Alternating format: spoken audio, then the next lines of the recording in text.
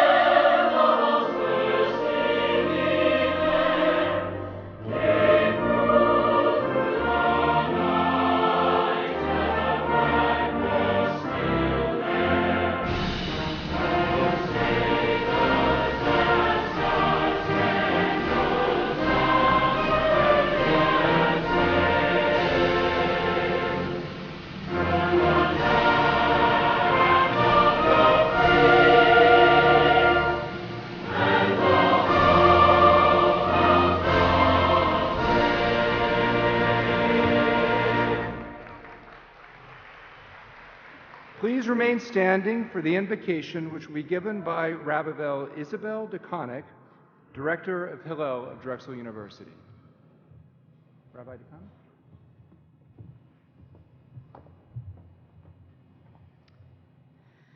Today, as we mark the hooding of Drexel University's doctoral candidates, we give thanks to all those who have helped these honored scholars reach this moment, and we offer blessings to these new graduates as they embark on the next phases of their careers. We offer gratitude and love to the friends and families of these graduates whose dedication, sacrifice, and support have made today possible. We offer deep thanks to those university staff members who do the work behind the scenes to keep us safe and keep our university running swiftly. And thanks also to all of the professional staff who have lent support, opened doors, and helped to create community for these graduate students. We express our gratitude to the faculty who have nurtured, challenged, provoked, inspired, and been inspired by our graduates, helping them to grow from students to teachers and colleagues. And we give thanks to all of the readers and editors, research partners, thought partners, mentors, collaborators, and cheerleaders who have helped each of these students throughout their careers, and particularly through their dissertation processes. We know that these new great scholars, academicians, and master practitioners are humbled by the knowledge that they stand on the shoulders of giants. And finally, we give thanks for the graduates themselves. You've become lifelong friends and colleagues for one another, and your hard work, scholarship, and unbounded curiosity are great blessings for your families, friends, and Drexel University. To you, honored graduates, on behalf of the university community, I offer blessings for this momentous occasion. You have come to learn, and you will go out to teach. May you have the courage to be who you are as scholars, teachers, and practitioners. And may you find deep blessing and satisfaction in all of the research and scholarship you are yet to do. May you find for yourself colleagues who will both challenge and support you, and may you acquire students who will both learn from you and offer teachings to you. May you soar from the great height you have achieved today to chart new and bold territory for the benefit of our entire world. And may every next step bring you as much joy as you feel in this moment. Peace and blessings to each of you. May you go from strength to strength. Congratulations.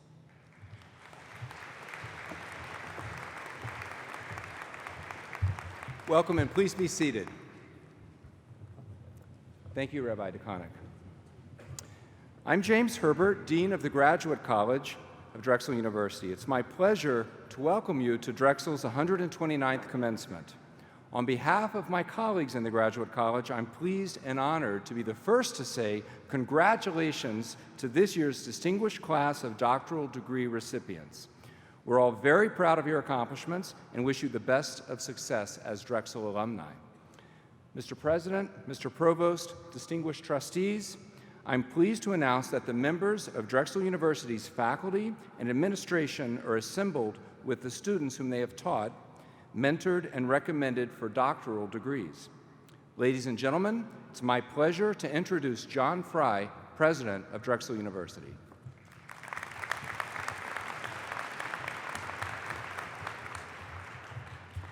Thank you, James, and good afternoon, everyone. As I look out at this group of graduates today, I'm seeing one of the main engines of Drexel's success.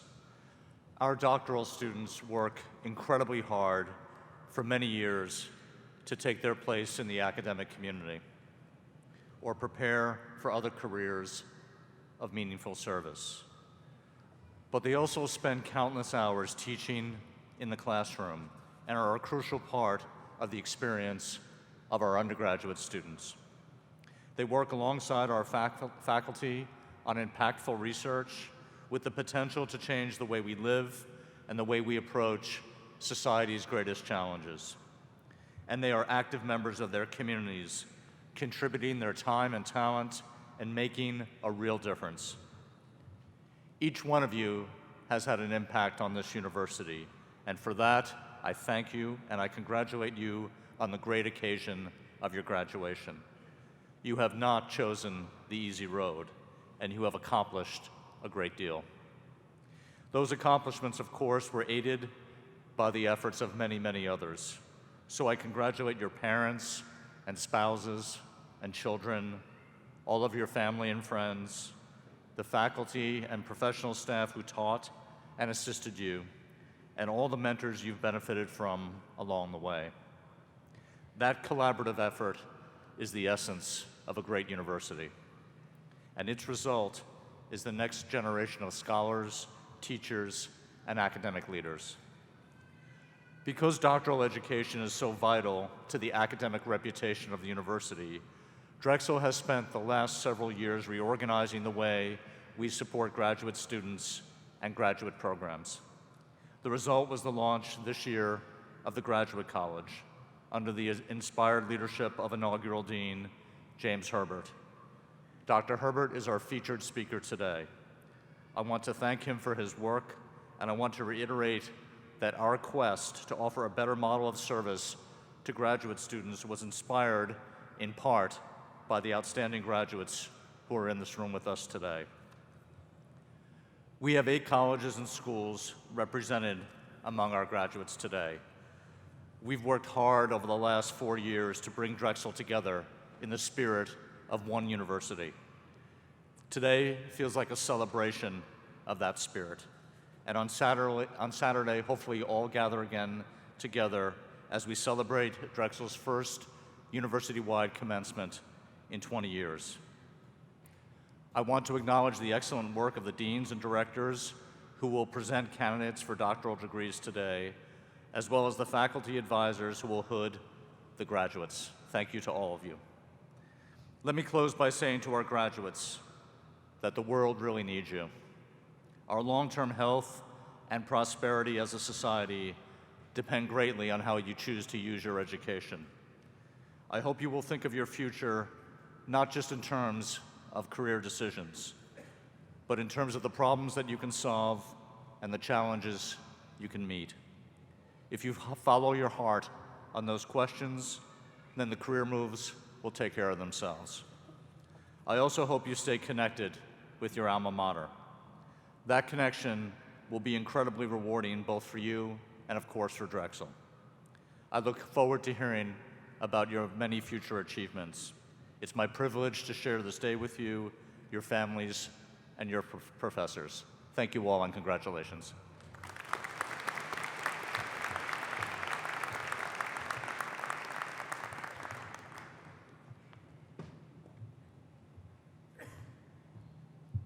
And I failed in my last task, which is actually a career-limiting move by not introducing you to my boss, the chairman of our board. Yeah, this is not an example to follow. Richard Greenewald is the chairman of the Drexel Board of Trustees, and he will now address you. Rich.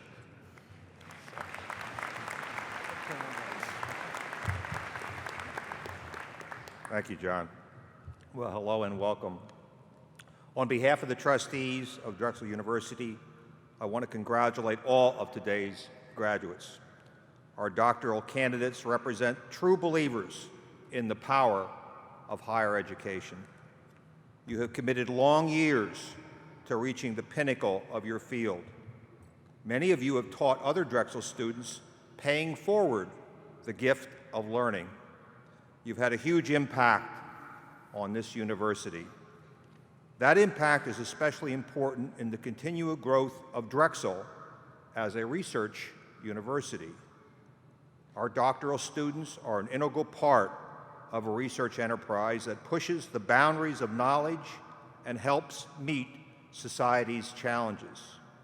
Many of you are going on to teach and to do research at other institutions. You will be ambassadors for the quality of a Drexel education.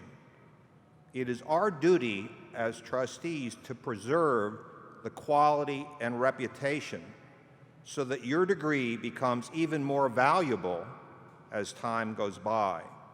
And I pledge to uphold that duty. I hope that you and your families enjoy this day. Good luck and congratulations.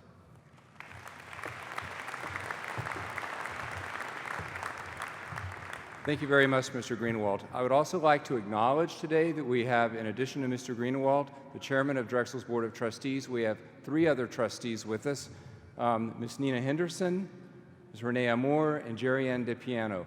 Thank you very much for joining us today. It's now my pleasure to introduce Drexel's Executive Vice President and Provost, Dr. Brian Blake.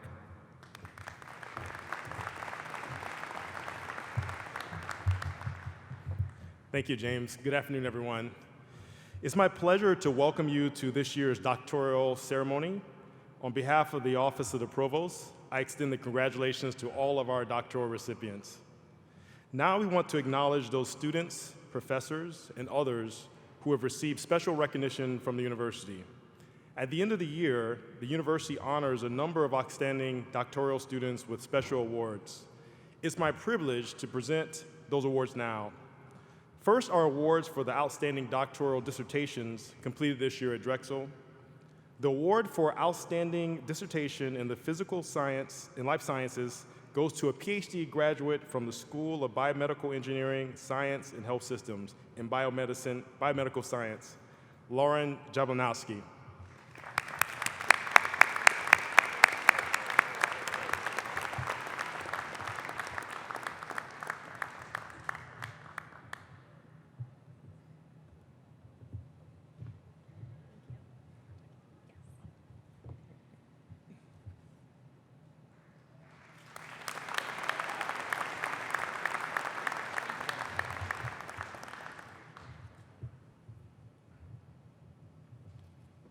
We'd like to recognize 2 additional students who were not able to join us today. The award for Outstanding Dissertation in Mathematical Sciences and Engineering goes to a PhD graduate from the College of Engineering in Material Science and Engineering, Maria Lukskaya. The award for Outstanding Dissertation in Social Sciences goes to a PhD graduate from the College of Arts and Sciences, Tyson Mittman. Please, let's give them a round of applause.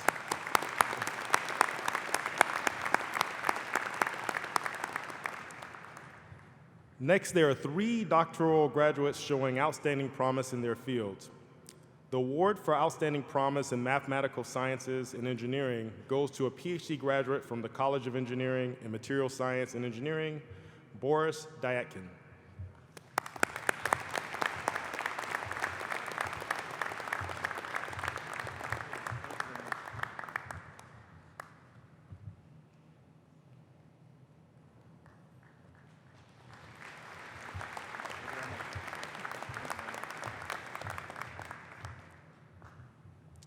The award for Outstanding Promise in Mathematical Sciences and Engineering goes to a PhD graduate from the College of Engineering in Mechanical Engineering, Siang Rin.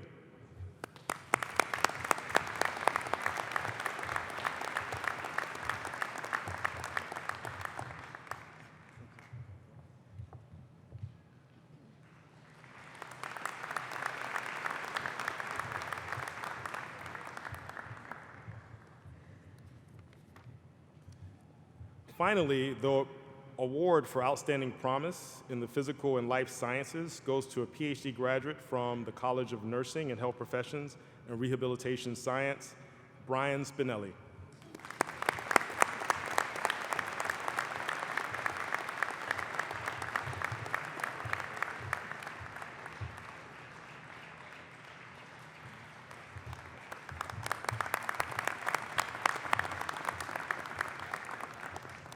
Congratulations again to all our award recipients. A number of Drexel graduates each year participate in ROTC and receive their commissions in the armed forces. And at each ceremony, we acknowledge the service of our students as well as their family, friends, and professors. I ask that everyone in the auditorium today who is a member of the veteran of the armed forces stand to receive recognition for your service.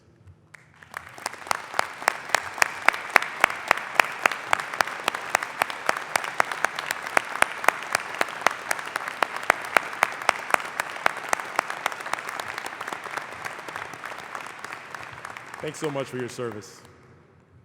Along with our graduates, we celebrate our distinguished faculty and staff. Without them, the milestone we mark today could not have been reached. You will find descriptions of the university-wide awards bestowed upon our faculty and staff in your program.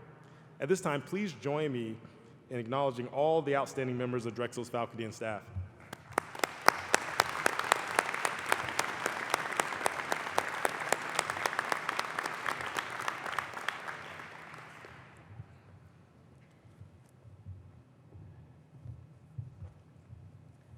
I'm pleased to invite Dr. Herbert to share his commencement address with us. James.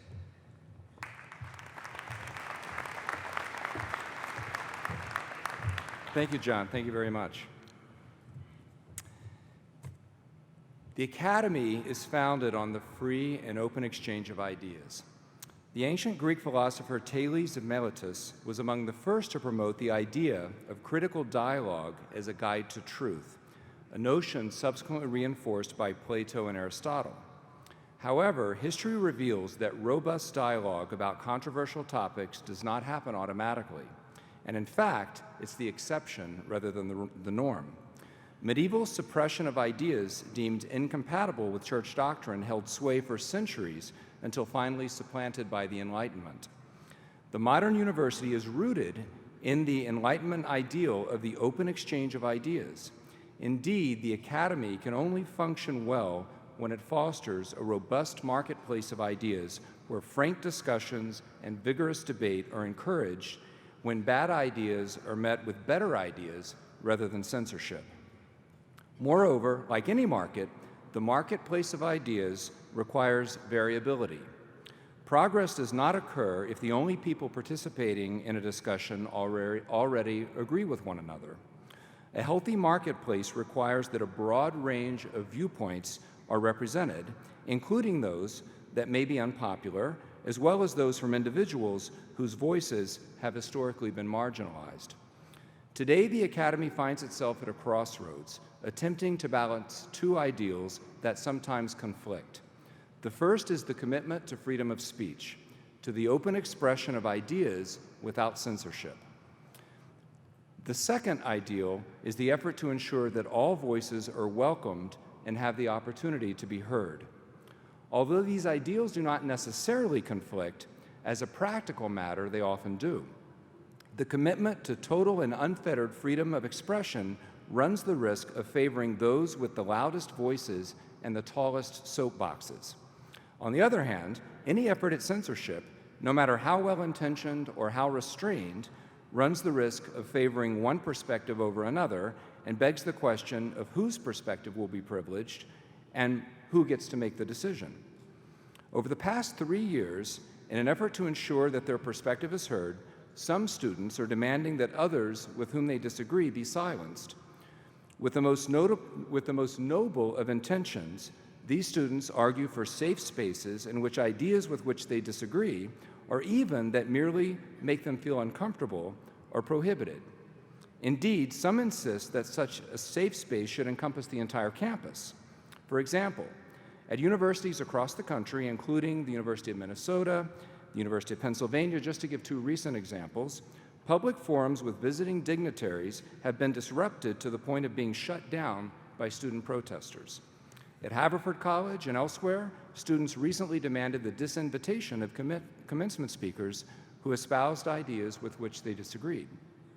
At Emory, students demanded the punishment of those who wrote in chalk on the sidewalk the name of the current Republican presidential frontrunner, claiming that his very name made them feel unsafe. Of course, efforts to control speech on campus, justified by appeal to some higher good, are not new. But something very different has recently emerged. Historically, speech codes were promoted by the universities themselves, and it was students who fought against them, most notoriously beginning at the University of California at Berkeley in 1964. Today, in contrast, the calls to curtail speech emanate from the students themselves. This is new. Fully armed with the expectation that they should not be made to feel uncomfortable, some students have seized the opportunity to insist on punishment of perceived transgressors in a way that is having a chilling effect on the open dialogue required of the marketplace of ideas. Consider the following example. A colleague at another university, a psychology professor with a strong record of promoting LGBT rights, recently recounted how he was subjected to an intense investigation for over a month by his university when a student accused him of homophobia. The incident stemmed from the student's misunderstanding of the point of a video in class illustrating a well-established phenomenon in social psychology concerning moral reasoning. Before the class in question was concluded, the student had already emailed the professor's dean to lodge an official complaint.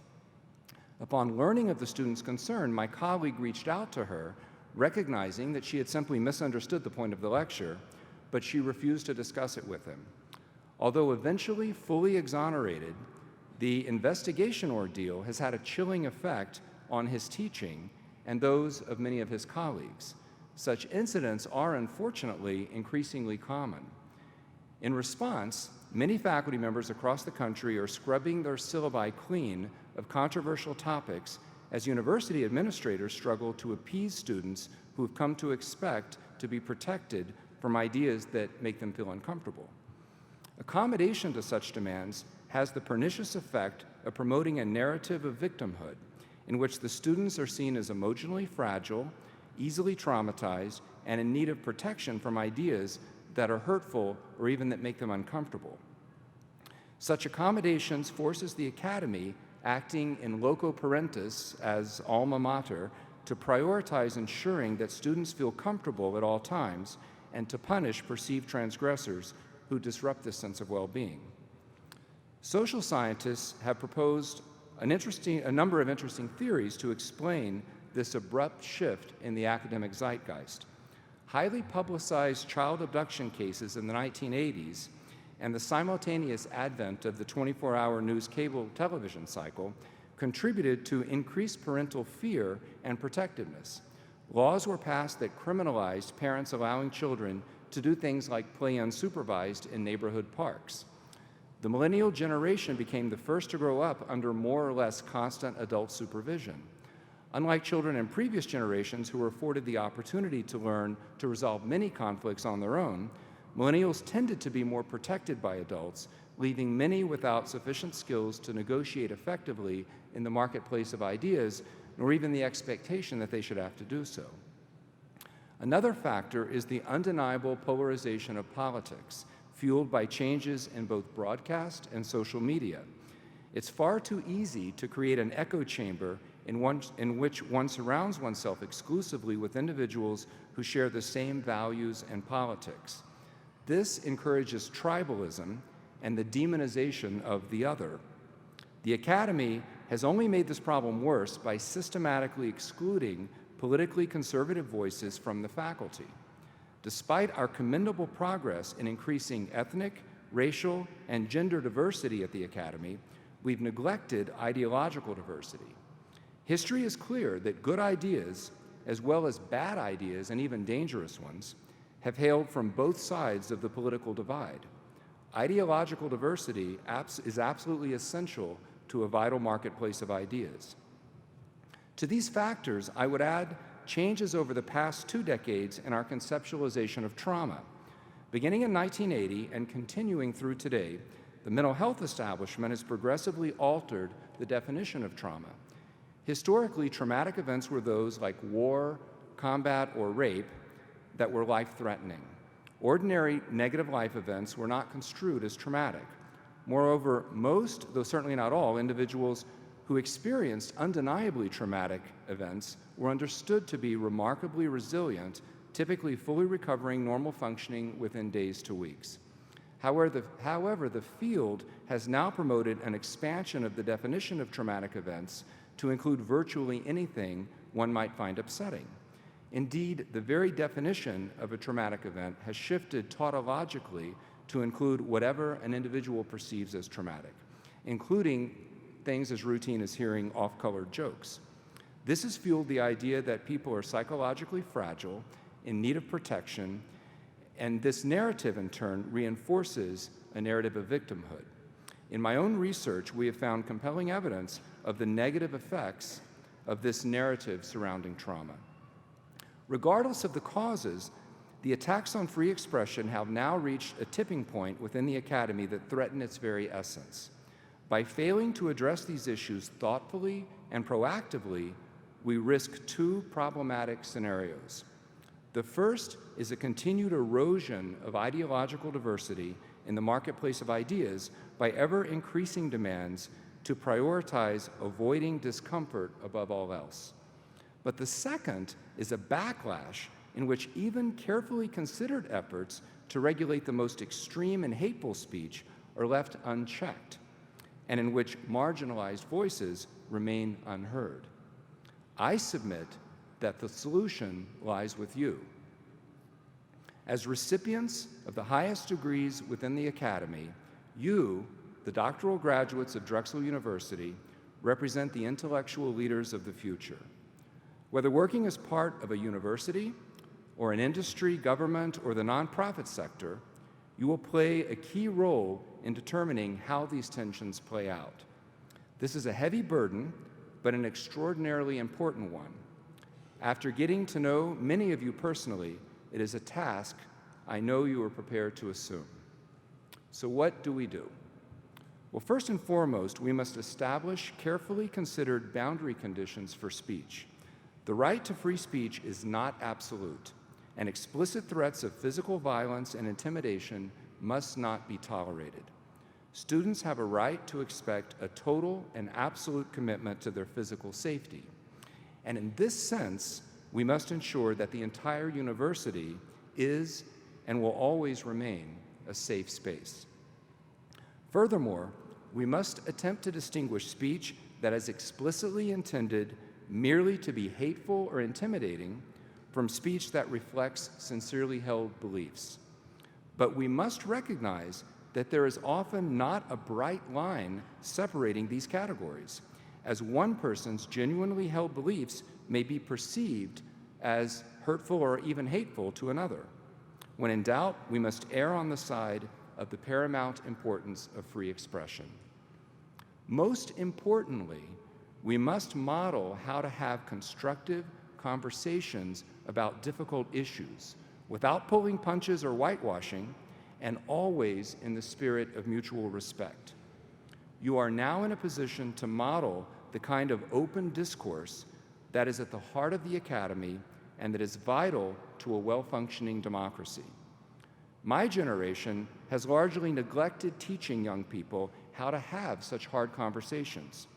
With the best of intentions, we overly emphasized a particular ideological position at the expense of others.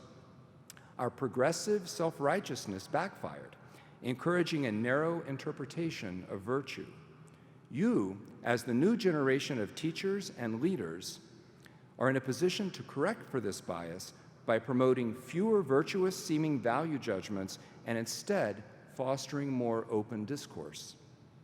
We must encourage students and trainees to step outside their comfort zones, outside their social media echo chambers, to consider thoughtfully the full spectrum of ideas. We must instill the value of actively seeking out and considering ideas that run counter to one's established intuitions and beliefs. We must emphasize the importance of countering bad ideas with better ideas rather than censorship. We must stop patronizingly treating students as fragile children, but rather instill the expectation that they are fully capable of engaging with ideas, including those that are uncomfortable or even painful. And we must inculcate these critical values and practices in our students, not simply by lecture, but by practicing them ourselves. Doing these things will entail embracing our own discomfort that will inevitably arise when our own cherished ideas are challenged. But we owe this effort to our students, to the Academy, and indeed to the vitality of our society as a whole. I know that you, the Drexel Doctoral Class of 2016, are up to the challenge. You are graduating from a very special place, a university that situates itself at the crossroads of theory and practice, of academia and industry, of our campuses and our neighborhoods, of Philadelphia and the world. As such, you have developed a sense of perspective and maturity and an appreciation for both cultural and ideological diversity that is far too rare among your peers. I believe that you are uniquely positioned to address the profound tensions facing the Academy and our democracy. I congratulate you on this momentous achievement. I salute your accomplishments, and I welcome you as colleagues. My very best wishes for all of you for your next chapter in life. Thank you.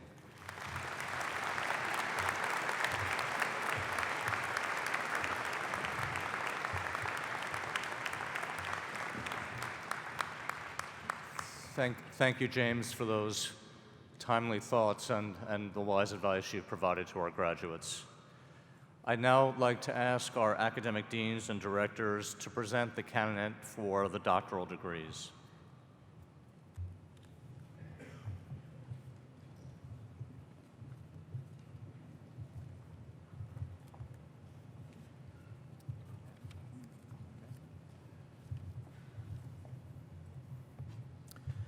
President Fry, Provost Blake, and Dean Herbert, I have the honor to present the candidates for doctoral degrees from the Bennett S. LeBeau College of Business.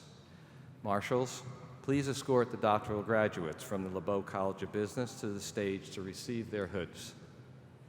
Supervising professors, please proceed forward to join your students. Thank you, Dr. Linehan.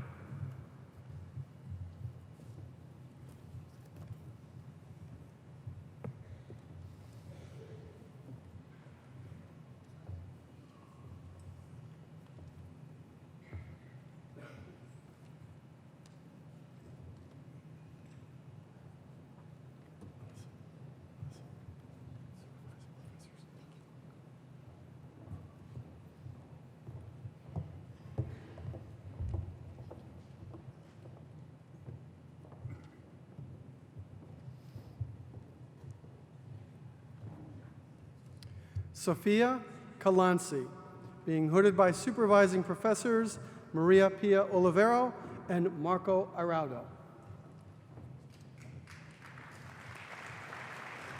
Sejun Kim, being hooded by Supervising Professor Bert Rosenblum.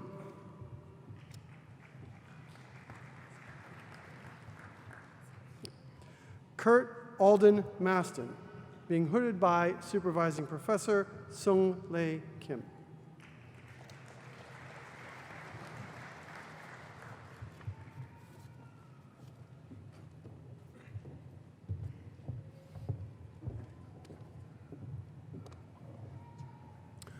Jana Capitano, being hooded by Supervising Professor Jeffrey Greenhouse.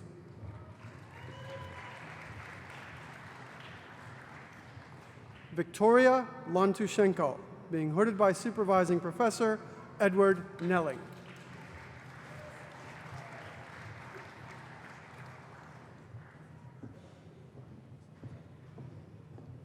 Mikhail M. Schur, being hooded by Supervising Professor Sung Lei Kim.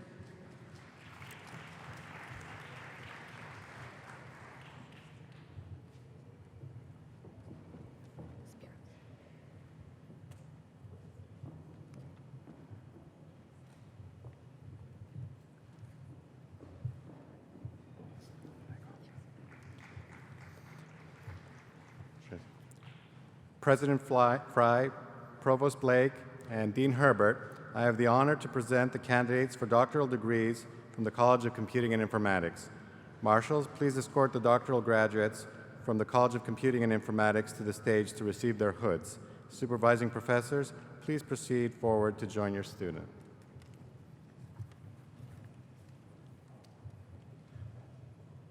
Luis Ahumada, supervised by Professor Tony Hu.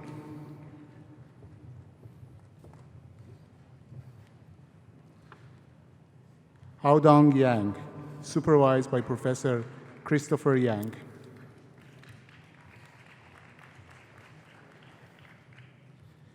Ling Jiang, supervised by Professor Christopher Yang.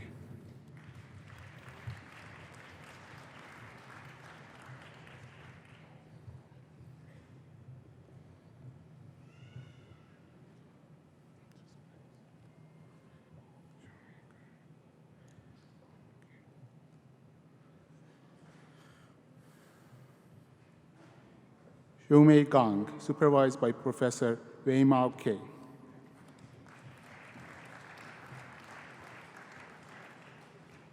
Nina Maltak, supervised by Professor Michelle Rogers.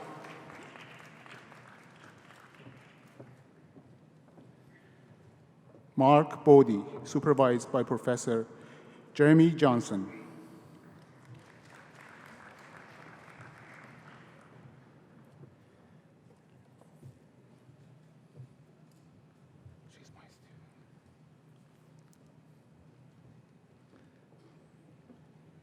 Camelia Aryafar, supervised by Professor Ali Shukufande.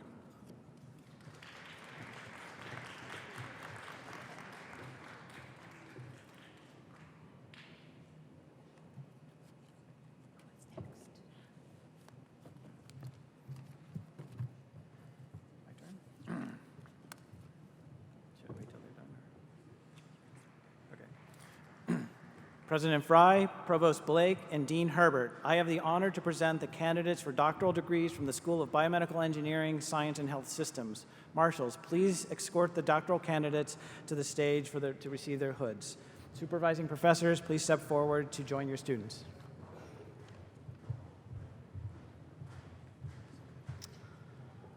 Maria Shabir Tovashosh, Supervising Professor Stephen Kurtz, hooded by Dr. Sri Balasubramanian. Hyunyu Sao, Supervising Professor, Ahmed Sashan. Yemin Lan, Supervising Professor, Gail Rosen.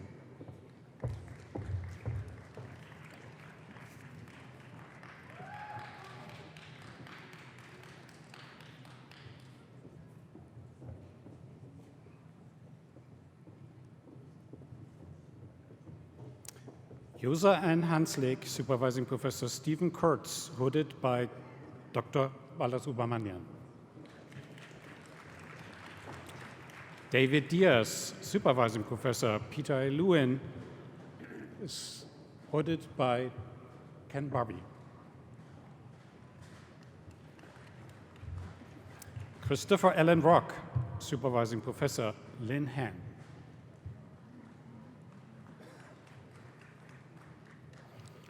Armin Davish, Supervising Professor Min-Young Kim.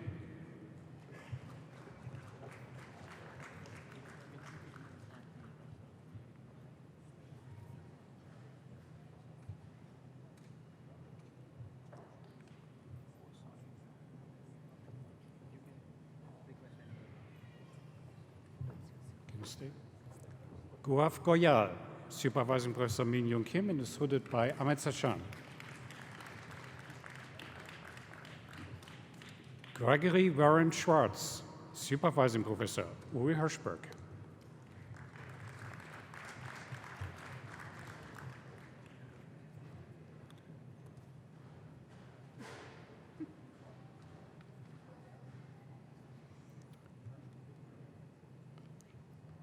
Francis Expel, Supervising Professor, Ahmed Sashan.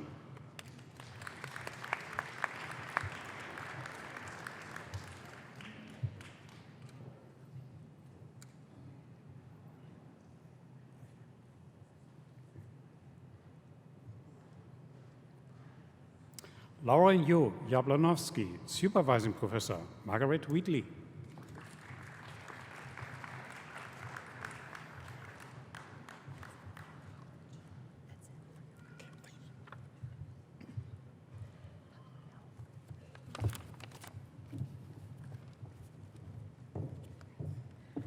President Fry, Provost Blake, and Dean Herbert, I have the honor to present the candidates for doctoral degrees from the Dane and David Dornstein School of Public Health. Marshals, please escort the doctoral graduates from the School of Public Health to the stage to receive their hoods, and supervising professors, please proceed forward to join your student.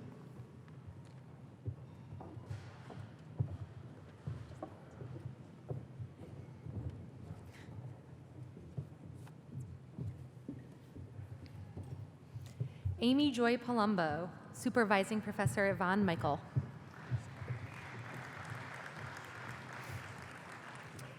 Beatrice Reyes, Supervising Professor Nicole Vaughn.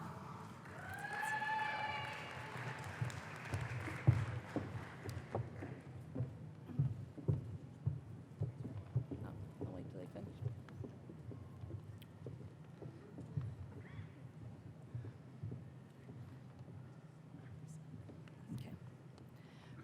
President Fry, Provost Blake, and Dean Herbert, I have the great honor to present the candidates for doctoral degrees from the College of Arts and Sciences, and I am pleased that the marshals have already escorted them to the stage and that their supervising professors are anxiously awaiting to hood them.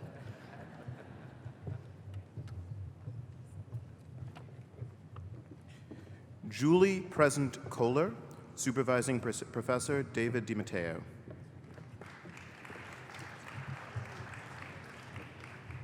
Casey Daniel LeDuc, Supervising Professors David DiMatteo and Kirk Heilbrunn.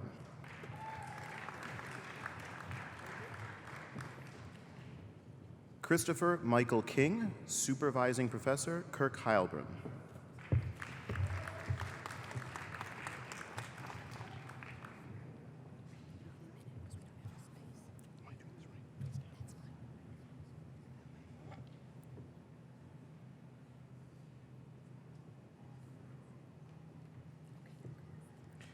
Alexa Bonaquisti, Supervising Professor Pamela Geller.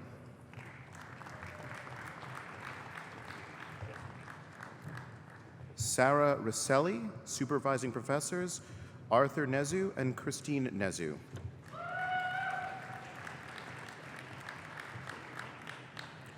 Danielle Dorothy Bosenbark, Supervising Professors Maria Schulteis and Jennifer Gallo.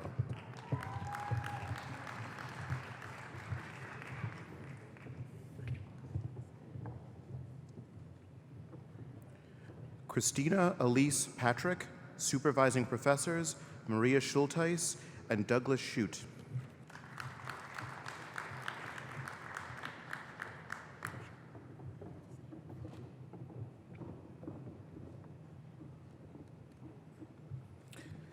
Jessica Ann Zamzo, Supervising Professors Jackie Kloss and Mary Spires, hooded by Maria Schulteis.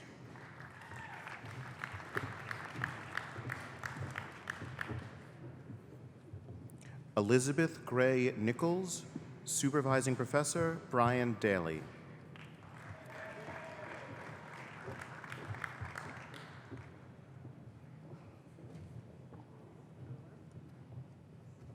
Nora Madison, Supervising Professor Wesley Schumar.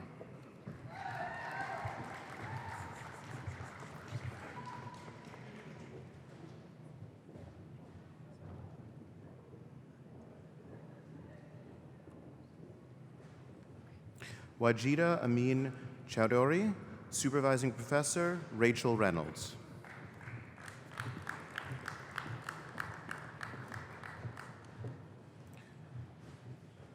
Saif Sakalala, Supervising Professor Rachel Reynolds.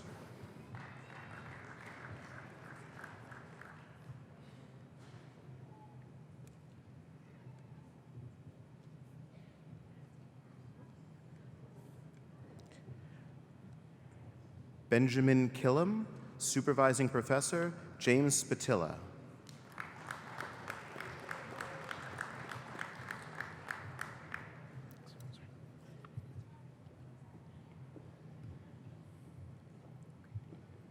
Andrew Haig Smith, Supervising Professor Jacob Russell.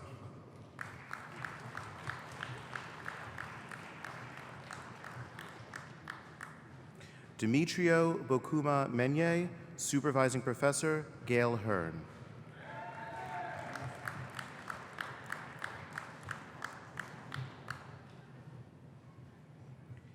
Ashley Lauren Kalinsky, Supervising Professor Jeff Twiss, and hooded by Jen Stanford.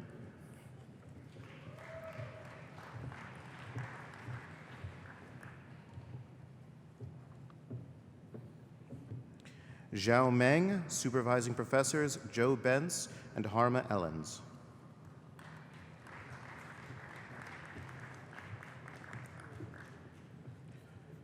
Sunjan Zhu, Supervising Professor Felice Elefant.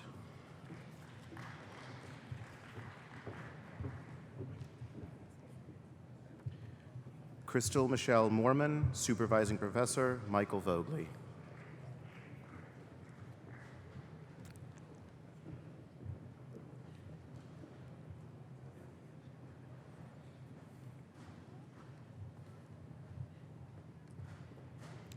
Daria Merrill, Supervising Professor Brigitte Urbank.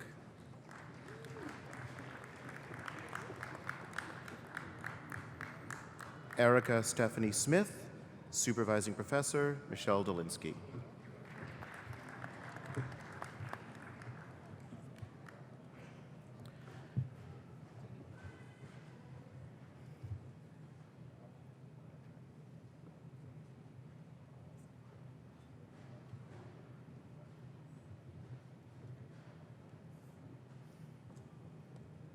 Christina Margaret Peters, Supervising Professor Gordon Richards. Maxwell Philip Henderson, Supervising Professor Louise Cruz Cruz.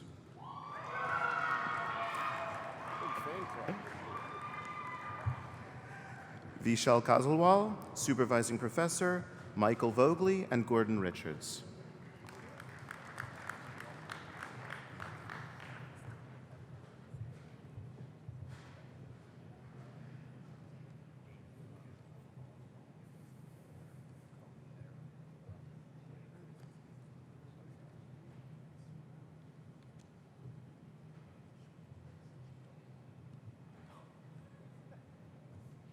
Steve Carabello, Supervising Professor Sam Bowes.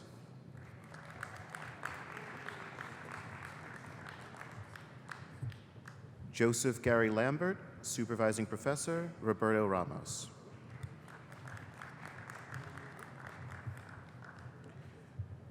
Jonah Jonathan Smith, Supervising Professor Ron Perline.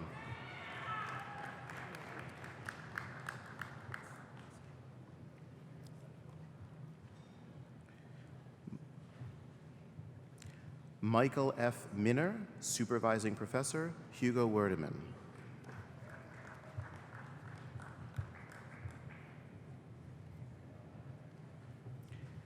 Kelly Paul Toppin, Supervising Professor Yijin Gu.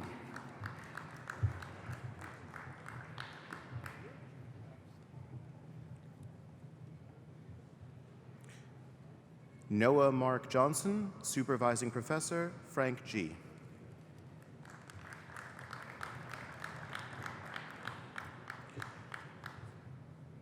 Zhuji Tang, Supervising Professor Georgy Medvedev, and hooded by Hugo Werdeman.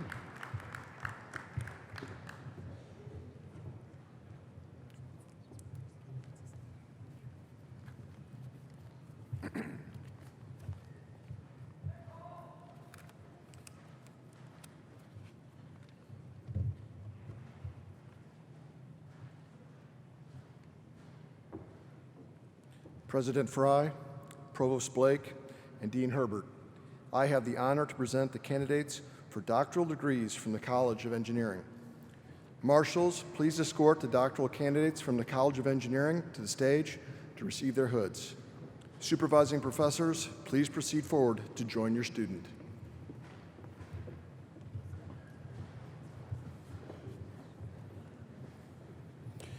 Nicole Segal, Supervising Professor, Karen Mew.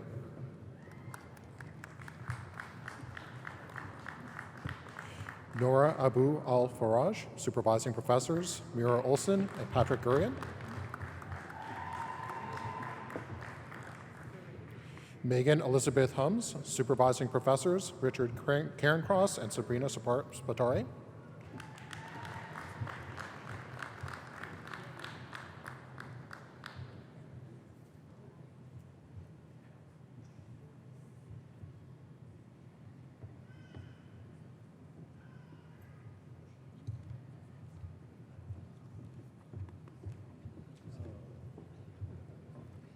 Kimberly Angelita Marcella Zamora, Supervising Professor, Sabrina Spatari and Patricia Gallagher. Ramya Namani, Supervising Professor, Soren Siegler.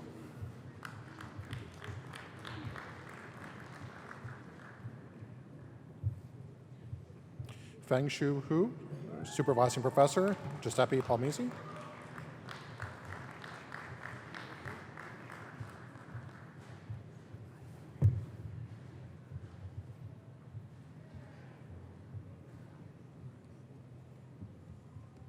Anthony Joseph Bucci, Supervising Professor, Cameron Abrams.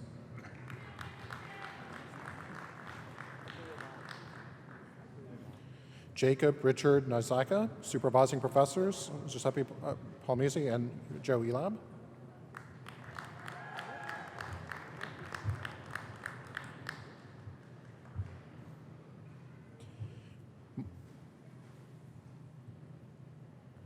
Michael E. Edley, Supervising Professor, Jason Baxter.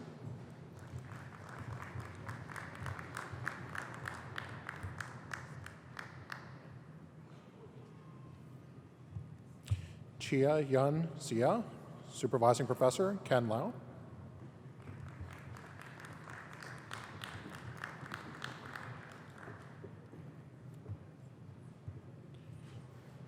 Rika Singhal, Supervising Professor, Vibha Kalra.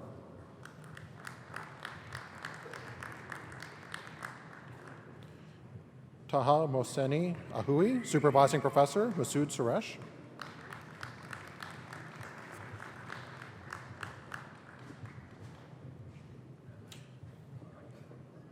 Derek Matthew Smith, Supervising Professor, Chris Lee.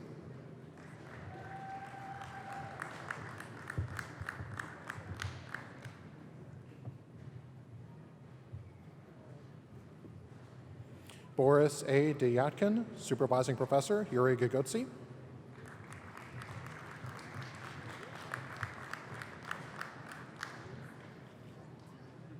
Hyung Sup Kim, Supervising Professor, Young Chow.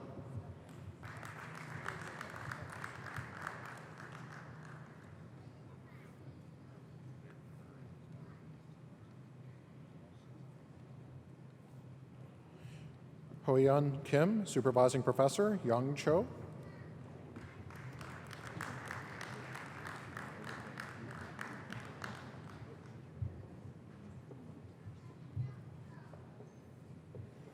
Michael Andrew Sticker, Supervising Professor, Nick Cernansky and Dave Miller.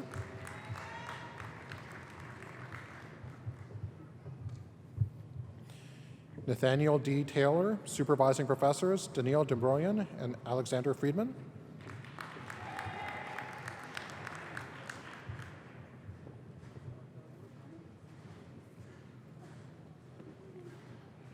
Shokua Pororian, Supervising Professor, Jin Wen.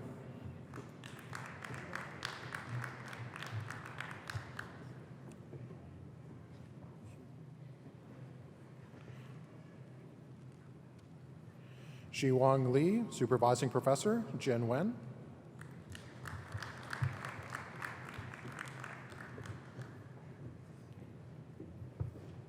Jiang Ren, Supervising Professor, Moses No.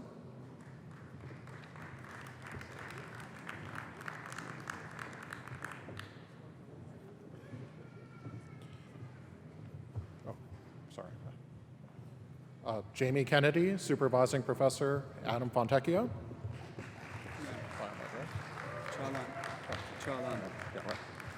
Sorry. Rehan Taspinar, Supervising Professor Chalan Kumber.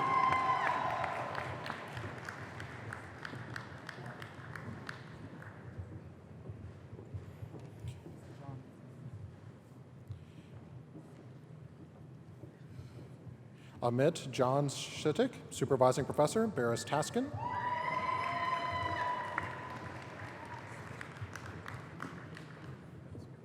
Han Hu, Supervising Professor Ying Sun.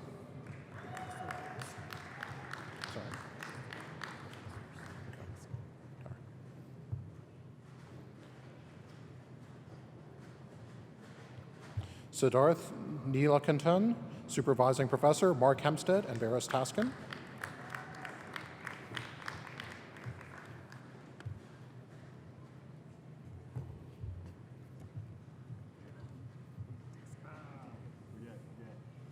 Fuad H. Khan, Supervising Professor Yvonne Bartoli.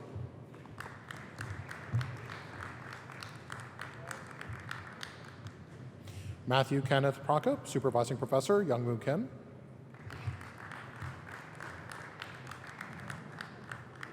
Brandon Gregory Morton, Supervising Professor Youngmoo Kim.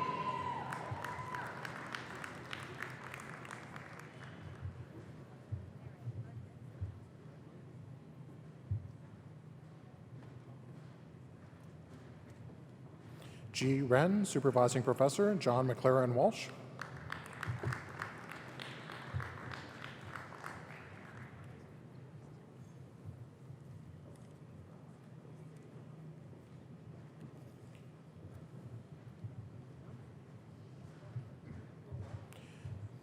Carlos Stephen Kiliberti Jr., Supervising Professor Joseph Martin.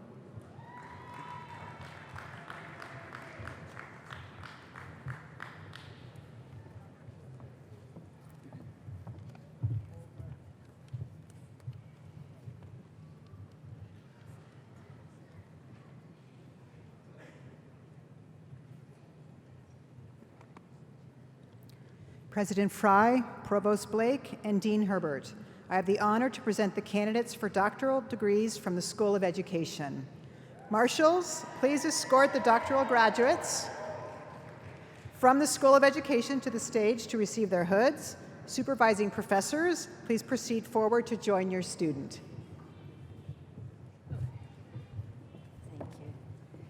Thank you. Agatha E. E.K., Supervising Professor Kathy Geller.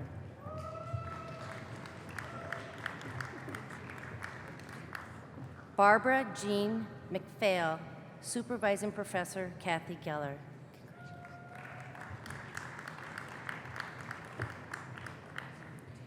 Erica Monique Wellington, Supervising Professor Deanna Hill.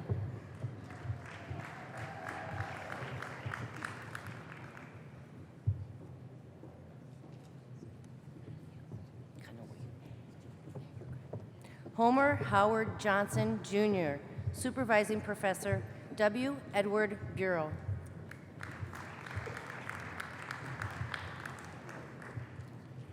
Colleen Moorhead, Supervising Professor Salvatore Falletta.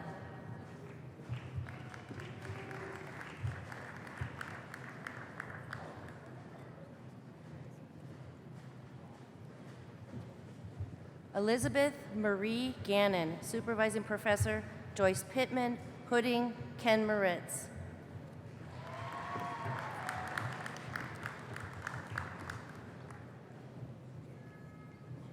Tanya Lynn Hodges, Supervising Professor Joyce Pittman, Hooding, Ken Moritz.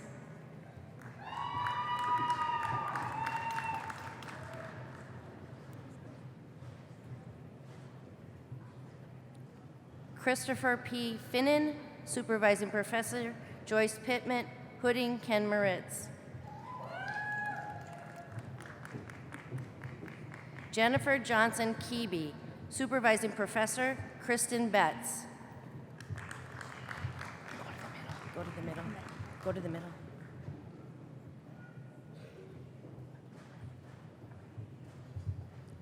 Oh, this is Jennifer Sue Gursky, Supervising Professor, Penny Hamrick.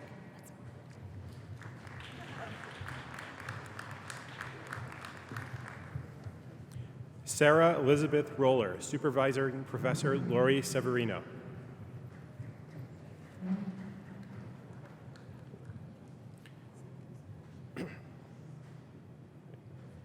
Michelle Lynn Hammersley Quick, Supervising Professor, Kristen Lewis Grant.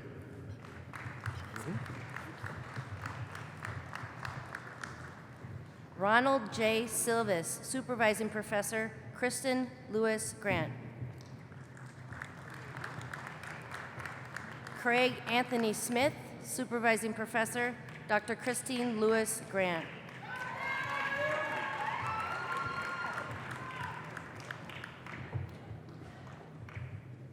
Michael Andrew Sakash, Supervising Professor, Sarah Ulrich.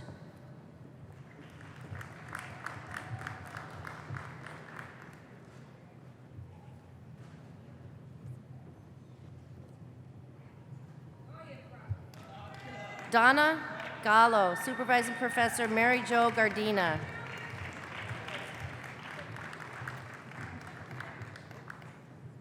G. Lee, Supervising Professor, Mary Jo Gardina.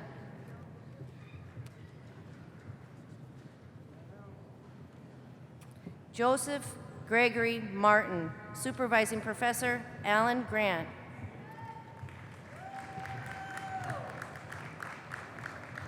Carolyn Wheeler Mueller, Supervising Professor, Kathleen Provenzano.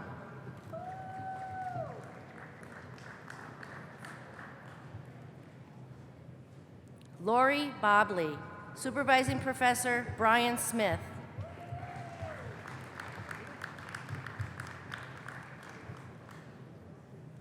Suzanne Wolfinger, Supervising Professor, Alan Grant.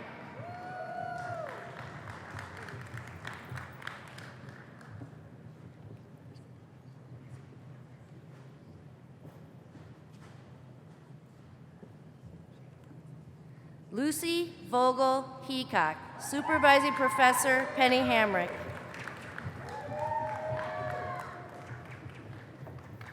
Hale Azimi, Supervising Professor, Vera J. Lee.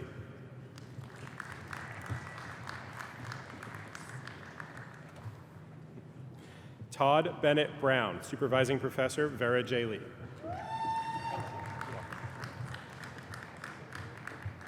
Patricia Egner, Supervising Professor, John M. Gould. Margaret Christina Sullivan Carr, Supervising Professor, Mary Jean Tecchi DiCarlo.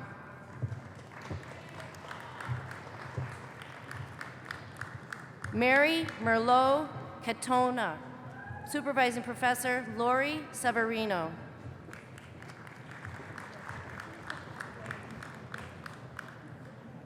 Dina Wasson Cellini, Supervising Professor, Kathleen Provenzano. Linda A. Lomas, Supervising Professor, Lori Severino.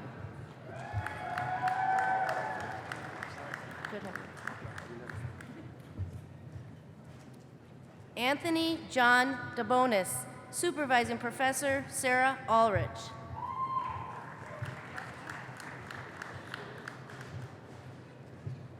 John Ethan Cook, Supervising Professor, Kenneth Moritz. Catherine Vidal, Supervising Professor, John Gould.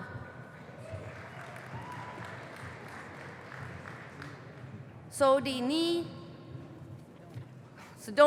Soretti Maitland, Supervising Professor, Penny Hamrick.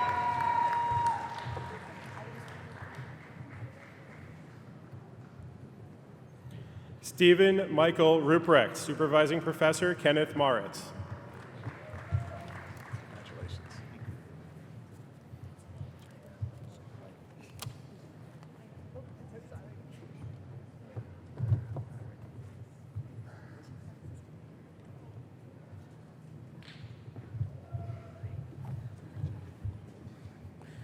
President Fry, Provost Blake, and Dean Herbert, I have the honor to present the candidates for doctoral degrees from the College of Nursing and Health Professions.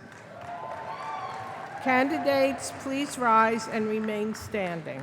Marshals, please escort the doctoral graduates from the College of Nursing and Health Professions to the stage to receive their hoods. Supervising professors, please proceed forward to join the students.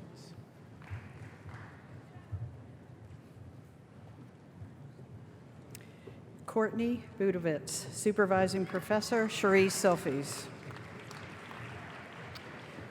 Marisa Pontillo, Supervising Professor, Dave Ebaugh. Juan Sun, Supervising Professor, Cherie Silfies.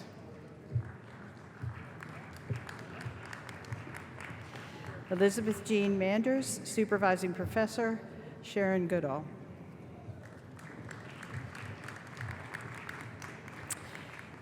Yahari Carell, Supervising Professor, Kenneth Hardy. Nicole Sarah McKinney, Supervising Professor, Roberta Waite.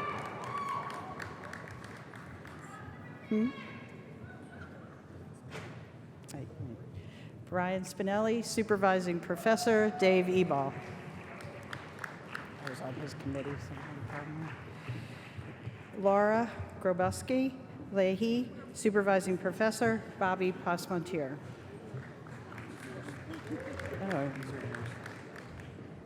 Oh, these are DPD. And did we finish the PhD? Tammy Torres, Supervising Professor, Carol Patton. Different degrees. No, this is mine. Alina Ann Evans, Supervising Professor, Albert Rundio.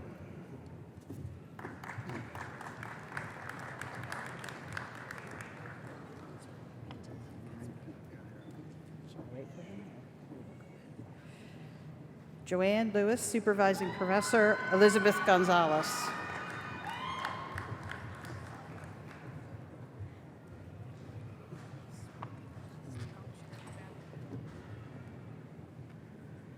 Maria Magnuson, Supervising Professor, Elizabeth Gonzalez.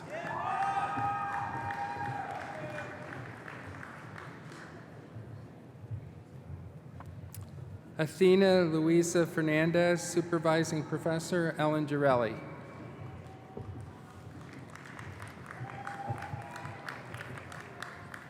Diane Susan Charchet, Supervising Professor, Roseanne DiMaria Galili.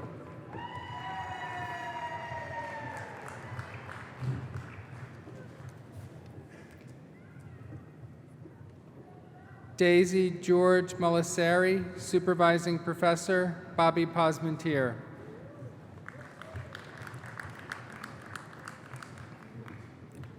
Barbara Holdren, Supervising Professor, Elizabeth Gonzalez.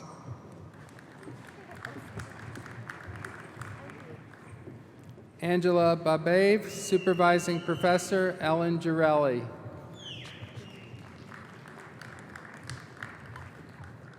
Laura Hendricks Jackson, Supervising Professor, Bobby Pasmontier.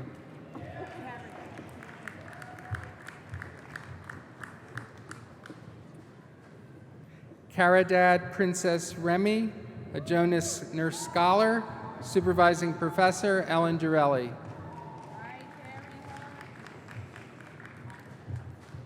Rachel Elvia Rodriguez Marksek, Supervising Professor, William Lorman.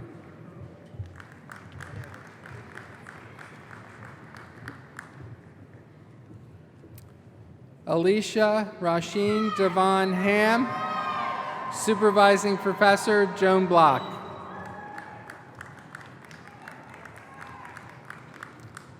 Judith Lynn Faust, Supervising Professor, Joan Block.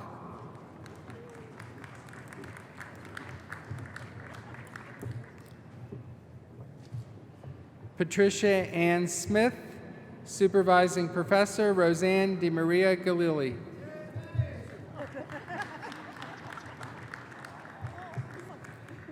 Patricia Ann Toth, Supervising Professor Linda Wilson.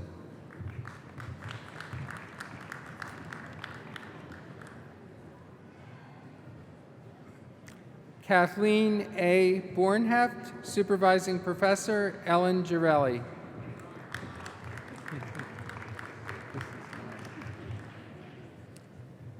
Anthony A. Adarian, Supervising Professor Albert Rundio.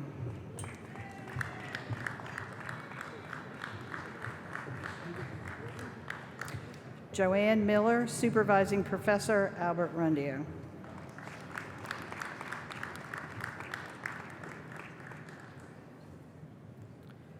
Gina Patron Momoli, Supervising Professor Albert Rundio.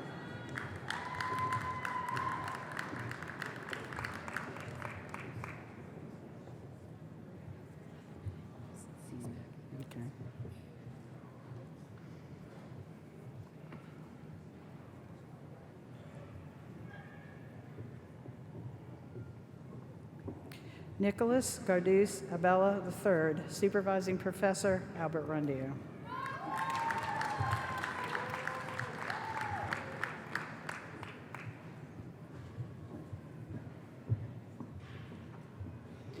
Linda M. Cilia, Supervising Professor Albert Rundio.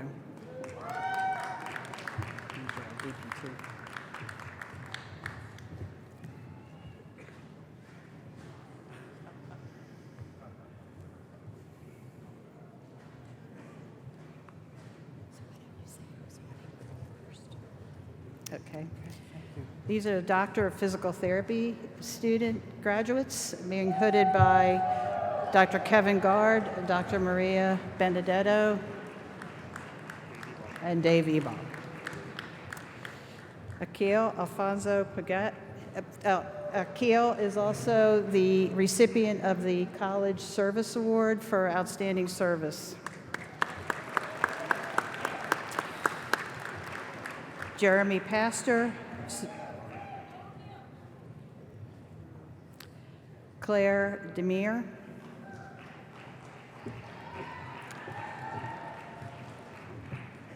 Eric Michael Todd, Allison Lynn Fromer,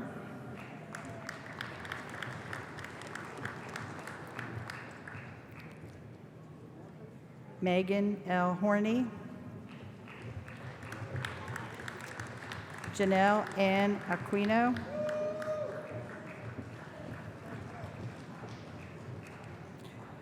Brian E. Doherty,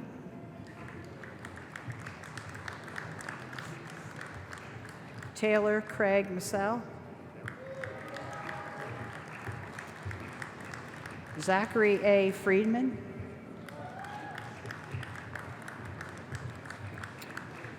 Brett Andrew Kemper, Robert F. White III, Lauren J. Draper, Colleen E. McQuaid, Corinne Janelle Wenger, Kelsey Ann Lang, Stephanie Joy Miller,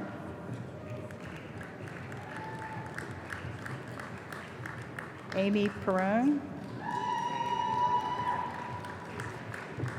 Kelly L. Scott,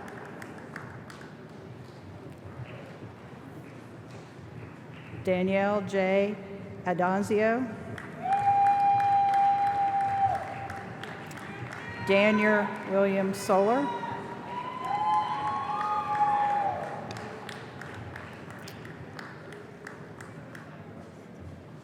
Brian James Fritsch, Colin Kenneth Ellis, Kyle Anthony Cunningham, Christopher A. Carmichael, David Stephen Klesch.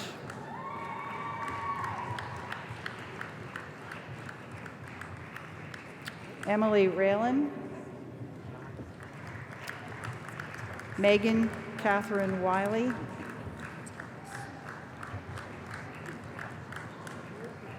Kyla A. Catellis.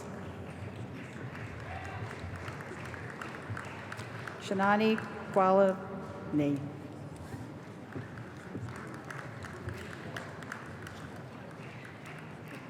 Christy Marie Cadella. Christopher Lewis Rodoleko.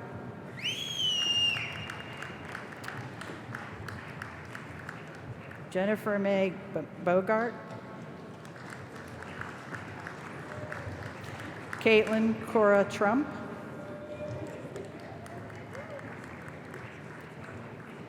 Lauren Kelly Dennison. Matthew David Pecoraro.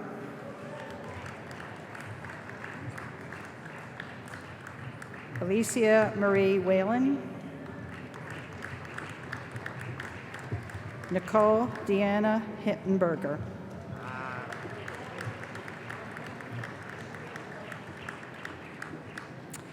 Garima Ponde.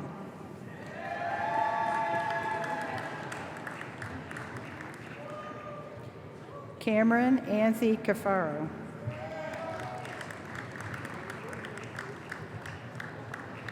Nazine Shakar Kaka. Sarah Ashley Vitkonowicz. Holly Ann Ferris.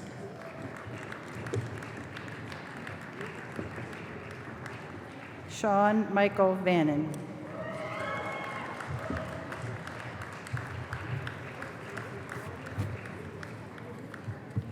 Congratulations to all of our doctoral graduates.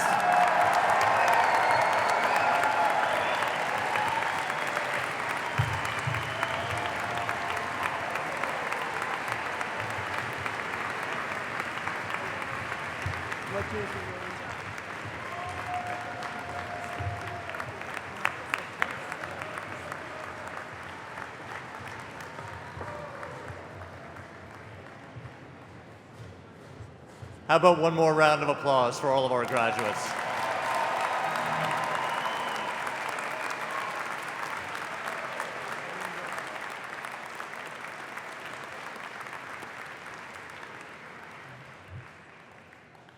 It's now my pleasure to welcome Jamie Kennedy, a doctoral degree recipient from the Department of Electrical and Computer Engineering from the College of Engineering, who will address us on behalf of all of our graduate students. Jamie.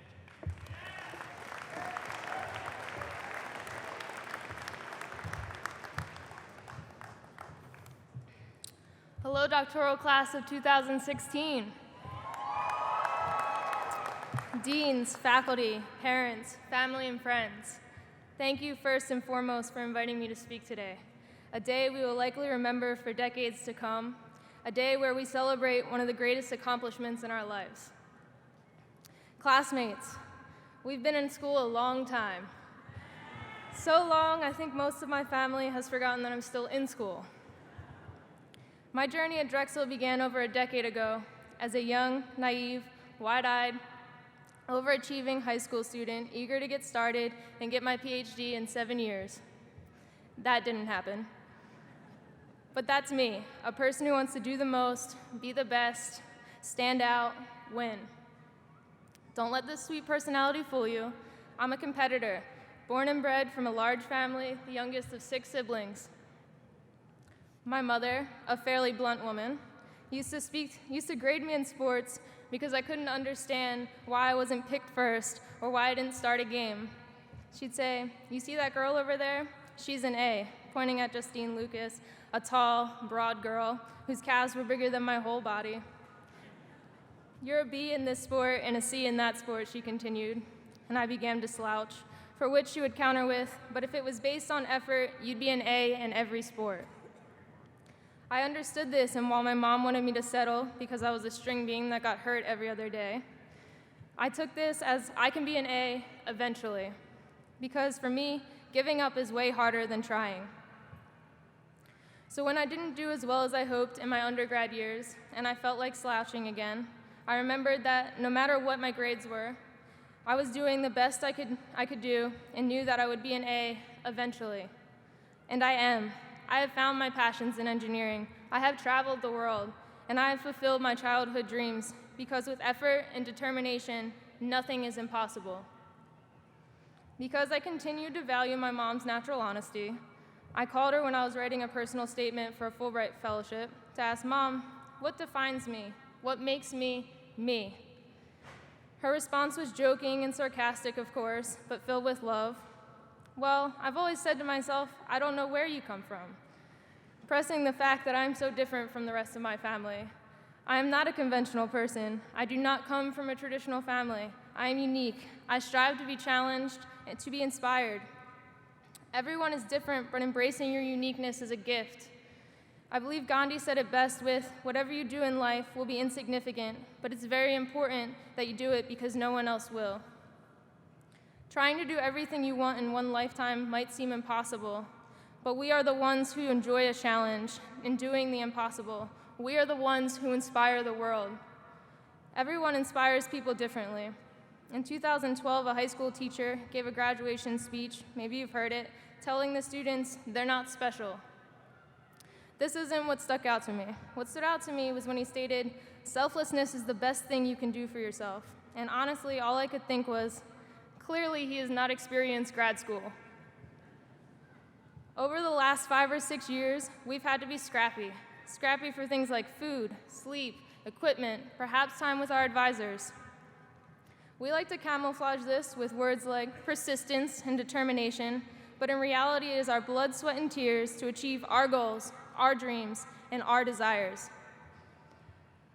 We have all worked diligently to reach this point. We have earned this day from the first time we stepped into that classroom unsure about what the road ahead would look like, till the confident day we defended our research and knowledge. You may have always been an A, or maybe you started out as a B or a C, but I know each and every one of us have embraced our uniqueness, found our niche, and conquered our aspirations.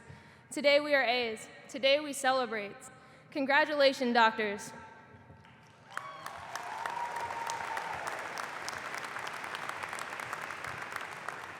So go and inspire the world, set new goals, achieve new objectives, and never stop aspiring to be the best possible version of yourself, because today is not the end of a long road, but the beginning to a new A. Thank you.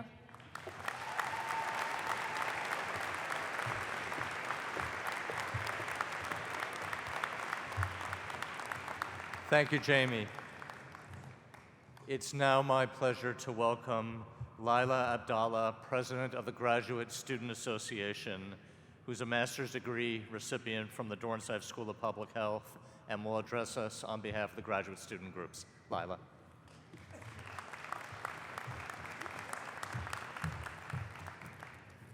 I have good morning written on here, so I told myself, say good evening. Okay. Good evening, students, faculty, staff, and families. Thank you so much for joining us today. My name is Laila Abdallah from the Dornsife School of Public Health, and I proudly serve as the outgoing president of the Graduate Student Association. Together with the newly founded Graduate College, we have worked hard this year to serve all of your graduate student needs.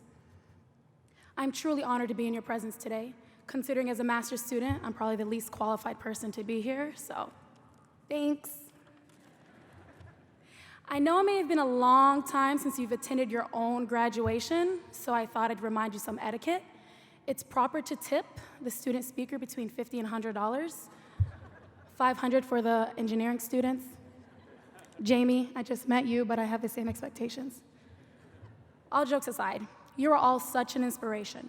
You represent some of the most hardworking and dedicated students at Drexel University.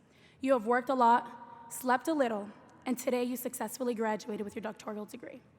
Give yourselves a round of applause.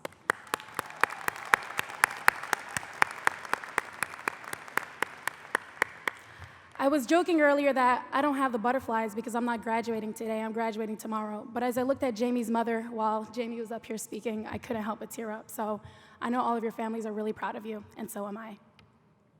All jokes aside, today I'm not going to inspire you and tell you that you should strive for personal success, but rather I want you to strive to be of value. You will all undoubtedly be part of a team. This team will look differently for each one of you. Regardless, being part of a team that has value will set you apart from the rest. Here are my 5 ways that I suggest you achieve that. 1, build relationships with your supervisors, your coworkers, and even the custodial staff. 2, be dedicated. Show up on time and work hard. 3, expand your responsibilities. Make it your job to be the most reliable person on your team. 4, become an expert. Pick a skill and work on it every day. And 5, over-deliver. There's no room for mediocrity at Drexel. I will leave you with a quote from James Rowan. Let others lead small lives, but not you. Let others argue over small things, but not you. Let others cry over small hurts, but not you. And most importantly, let others leave their futures in the hand of someone else, but not you. Congratulations, class of 2016, and good luck.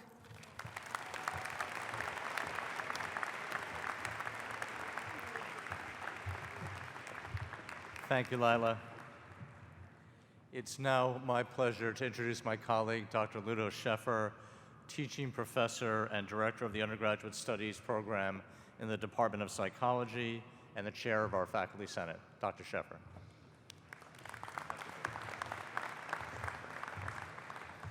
Thank you, President Fry. This happened to me at convocation too. I had to follow Leela, and there is no tougher act to follow than her.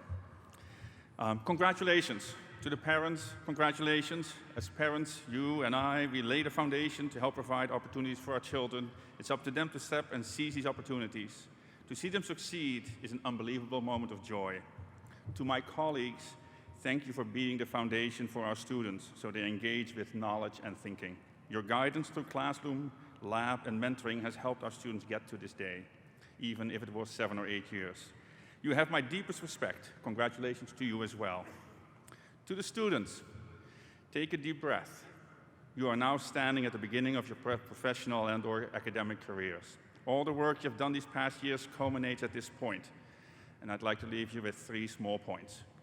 Don't be afraid to fail. Failure is a good thing. Rejection of grant proposals, article submissions, project proposals, new career choices will hurt, but learn from it and become better the next time. For those engaging in research, stay true to Karl Popper, the guy who invented the falsification principle. Too often we hear about quote-unquote scholars who manipulate and fabricate data to fit their hypothesis. And yes, they are often unmasked later on, but the damage is done. We all understand the pressure to publish and stay relevant in your field, but integrity of science and the faith of the public in it requires us to not take shortcuts. For those in professional careers, maintain your integrity, do what is right, not what is convenient. And finally, remember why you're in the field you chose. Remember the passion and commitment to seeking knowledge that got you into your field, and the integrity that you will continue to bring to it. Maintain an open mind, try to see and understand things from the other perspective. Be humble. Congratulations, and have an amazing journey.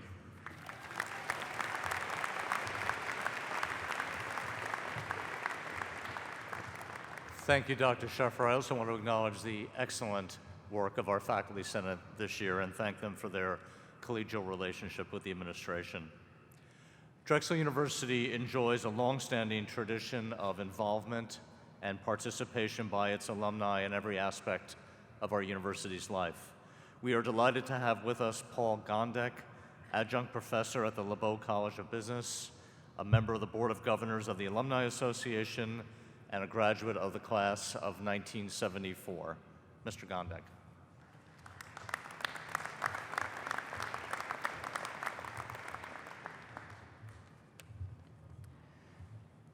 Good evening, everyone. And thank you to President Fry for that wonderful introduction. It's an honor to be here representing the generations of Drexel students who came before you, On behalf of the Alumni Association and the more than 150,000 Drexel alumni worldwide, congratulations.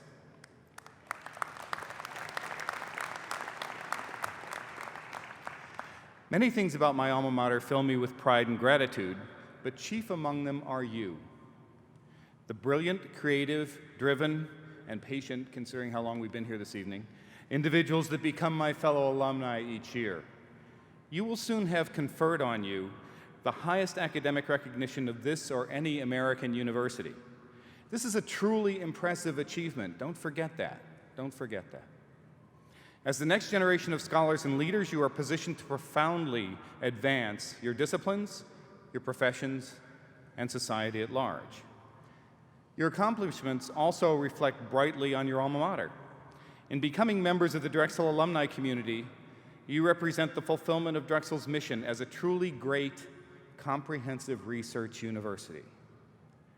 And you demonstrate how truly far Drexel has come in the 42 years since I completed my bachelor's here, because when I did that in psychology, I couldn't go to graduate school here in psychology. I had to go somewhere else. Now there are more than 200 of you here. Clearly, there are more opportunities for graduate work here, and that's a big improvement in Drexel over the last 42 years. At this time, you're also becoming part of an important tradition of alumni leadership and mentorship. I encourage you to maintain your connection with Drexel and to continue your involvement. The Alumni Association offers many opportunities to stay engaged and make a difference, and thrives on the contributions of you, our newest members. Finally, savor this day. Imprint it in your memory. This ceremony may be not as brief as you'd like it to be, but brief, but it is an important symbol of the hard work, the frustration, and triumphs that you and those who supported you lived through while you were earning this degree. Over the years, you will begin to realize how important taking this time to gain this recognition has been for you.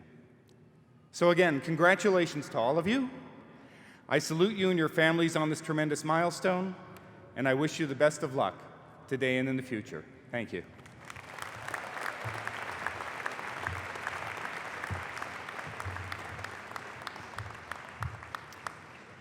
So in this ceremony, we've paid tribute to the graduating class of 2016. Now it's the graduates' turn to salute those who have helped them along the way. I'd like the parents, husbands, wives, children, and loved ones of our graduates to please stand so that they may receive the thanks that they so richly deserved. Please stand.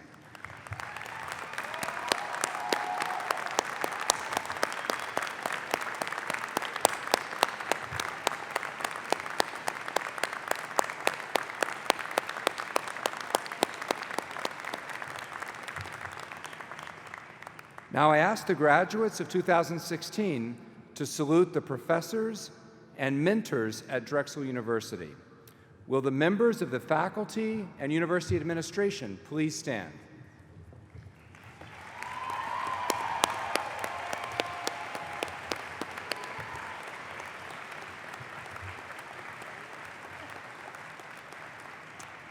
Thank you all so much for joining us today. I wish you the best of luck to all the graduates. After President Fry concludes the ceremony, please wait until the stage party and our graduates have exited the auditorium. Once again, congratulations to all the graduates.